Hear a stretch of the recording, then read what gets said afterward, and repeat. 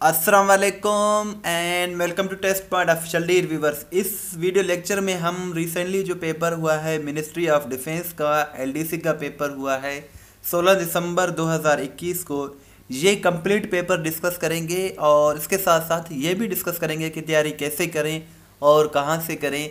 अगर आपको पीडीएफ चाहिए तो पीडीएफ भी अवेलेबल है।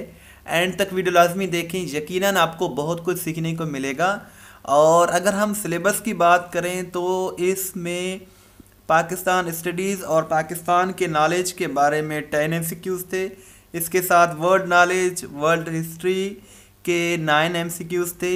इंग्लिश के रिलेटेड सबसे ज़्यादा एमसीक्यूज़ थे, 14 एमसीक्यूज़ इंग्लिश के रिलेटेड थे, 12 एमसीक्यूज़ इस्लामिक स्टडीज़ के रिलेटेड थे और 5 जो एमसीक्यूज़ थे वो करंट अफेयर्स के रिलेटेड थे।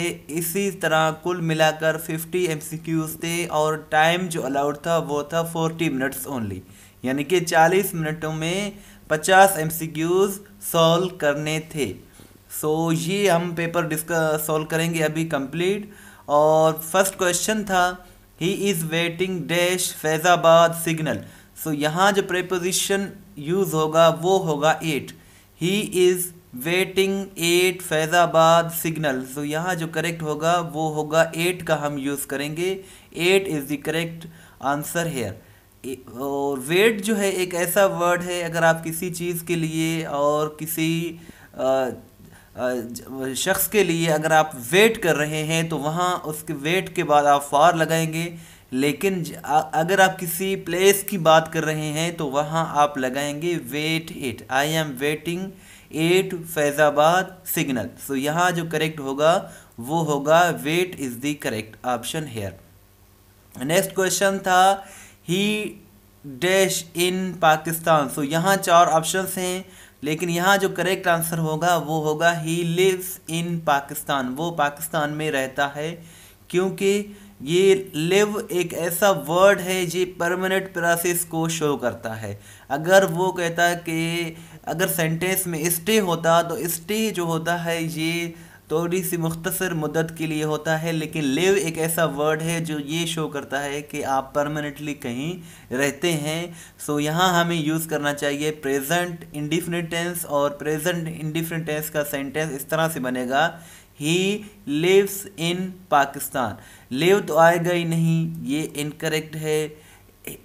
जो है ये भी इनकरेक्ट है क्योंकि इसके साथ हेल्पिंग वर्ब नहीं है। अब ये दोनों हो सकते हैं इज़ लिविंग या लिव्स। यहाँ अगर हम लिव वर्ड को देखें तो ये परमानेंट प्रोसेस को शो करता है। इसीलिए जो लिव्स है ये मोस्ट अप्रोप्रिएट और करेक्ट जो है ऑप्शन है। आगे बढ़ने से पहले छोटी सी रिक्वेस्ट है कि हमारे चैनल को ज़रूर सब्सक्राइब करें, बिकॉज इस तरह की अच्छी अच्छी वीडियोस हम डेली बेसिस पर बनाते रहते हैं। नेक्स्ट क्वेश्चन है there is something wonderful dash him. ये भी प्रेपोजिशन के रिलेटेड क्वेश्चन है। यहाँ करेक्ट आंसर होगा about. There is something wonderful about him.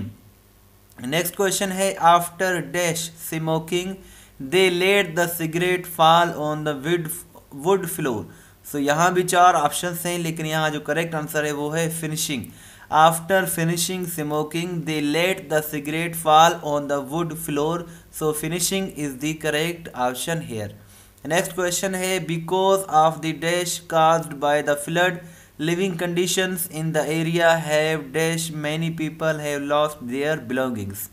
यहाँ 2 जगह पर खाली जगह दिया गया है। फर्स्ट जगह में आएगा डेवास्टेशन। डेवास्टेशन का मतलब होता है तबाही। Because of the devastation caused by flood, यानी कि फ्लड की वजह से जो तबाही हुआ है।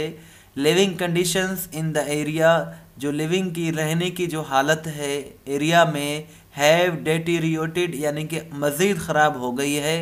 Many people have lost their belongings, बहुत से लोगों ने अपने सामान को खो दिया है। यही इसका करेक्ट आंसर होगा। The song in the play can not be deleted as it is dash to the story. यहाँ जो करेक्ट आंसर होगा वो इंटीग्रल होगा। The song in the play can not be deleted as it is integral to the story.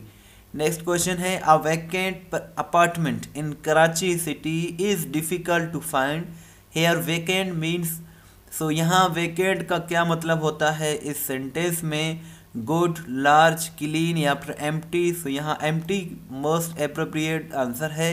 Vacant का मतलब होता है खाली और एम्प्टी का भी मतलब होता है खाली। सो यहाँ जो करेक्ट आंसर है वो है empty is the synonym of vacant. Next question भी प्रेपोजिशन के रिलेटेड है। My brother is devoted dash religion. So यहाँ विद टू एट इन नहीं, एट आएगा या कौन सा आएगा। सो यहाँ जो एप्रोप्रिएट प्रपोजिशन है वो है at. My brother is devoted at, at नहीं आएगा, यहाँ टू आएगा। ये टू मैंने यहाँ जो है गलती से हो गया है, यहाँ होगा my brother is devoted to religion. So to is इसका करेक्ट आंसर है। The lion spring dash the buffaloes. So ये भी प्रेपोजिशन के रिलेटेड क्वेश्चन है। इस पेपर में प्रेपोजिशन के रिलेटेड बहुत ज़्यादा क्वेश्चन पूछे गए हैं, और अगर आप चाहते हैं कि मैं प्रेपोजिशन के रिलेटेड एक सीरीज़ शुरू करूं तो वो भी आप कमेंट सेक्शन में बताएं ताकि हम सीरीज़ शुरू कर सकें। सो यहाँ एट, इन, ऑन, अपॉन, यहाँ भी अपॉन का यूज़ किया जाएगा। The lion spring upon the buffaloes. और पूरी वीडियो देखने के बाद नीचे दिए गए लिंक पर क्लिक करके अपना टेस्ट लें ताकि आपको मालूम हो जाए कि कितने सवालात आपको याद हो गए हैं। She remained all her life. So यहाँ 4 ऑप्शंस हैं, लेकिन यहाँ जो एप्रोप्रिएट जो आंसर है वो है स्पिंस्टर। स्पिंस्टर का मतलब होता है वो औरत जो शादी की उम्र की होकर भी शादी ना करे, उसे स्पिंस्टर कहा जाता है। She remained sphincter all her life, यानी कि वो सारी उम्र सारी ज़िंदगी स्पिंस्टर ही रही, यानी कि शादी की होकर भी, शादी की एज की होकर भी शादी नहीं की उसने। My father was angry dash my failure. So यहाँ जो करेक्ट आंसर है ये भी प्रपोजिशन के रिलेटेड है। एंग्री, अगर आप किसी इंसान से, शख्स से नाराज़ होते हैं सो वहाँ हम प्रेपोजिशन विद का यूज़ करते हैं। He is angry with me. लेकिन आप किसी चीज़ पर एंग्री हैं, किसी बात पर एंग्री हैं, तो वहाँ हम लगाते हैं at. My father was angry at my failure. So यहाँ एट जो है करेक्ट आंसर है। फर्स्ट आज़ान was called out in which हिजरी। सो दूसरी जो पहली मर्तबा जो आज़ान दी गई थी वो पहली हिजरी में, फर्स्ट हिजरी में दी गई थी, और कहा जाता है कि बिलाल जो थे, हज़रत बिलाल रज़ी अल्लाह तआला अन्हु, ये फर्स्ट मुअज़्ज़िन थे इस्लाम के। सो नेक्स्ट क्वेश्चन है नमाज इस्तिस्का इज़ प्रेड फॉर। नमाज इस्तिस्का जो है ये बरसात के लिए अदा की जाती है। जहाँ कहीं बरसात ना हो तो वहाँ नमाज इस्तिस्का अदा की जाती है बारान रहमत के लिए। और नमाज खसूफ जो है ये लूनर स्क्रिप्ट के लिए अदा की जाती है, और नमाज कसूफ जो है ये सोलर स्क्रिप्ट के लिए अदा की जाती है। ये तीनों इम्पोर्टेंट क्वेश्चंस हैं। वैन ज़कात बिकेम ऑब्लिगेटरी। ज़कात जो है सेकंड हिजरी को फ़र्ज़ हुआ था। और ज़कात के अलावा ये भी पूछा जाता है कि ये आपसे क्वेश्चन है कि ज़कात, वर्ड ज़कात का ज़िक्र कुरान मजीद में कितनी मरतबा आया है, ये आप मुझे कमेंट सेक्शन में बताना है। The battle of trench was fought in which Hijri. Battle of trench यानी कि ग़ज़वा खंदक जिसे हम कहते हैं और ग़ज़वा अहज़ाब भी कहते हैं, ये 5 हिजरी को लड़ी गई थी, 5 हिजरी को। द होली प्रॉफिट सल्लल्लाहु अलैहि वसल्लम परफॉर्म्ड हज फॉर हाउ मेनी टाइम्स। सो नबी करीम सल्लल्लाहु अलैहि वसल्लम ने सिर्फ एक मरतबा हज अदा किया था, और 10 हिजरी को हज अदा किया था, 9 हिजरी को हज फ़र्ज़ हुआ था।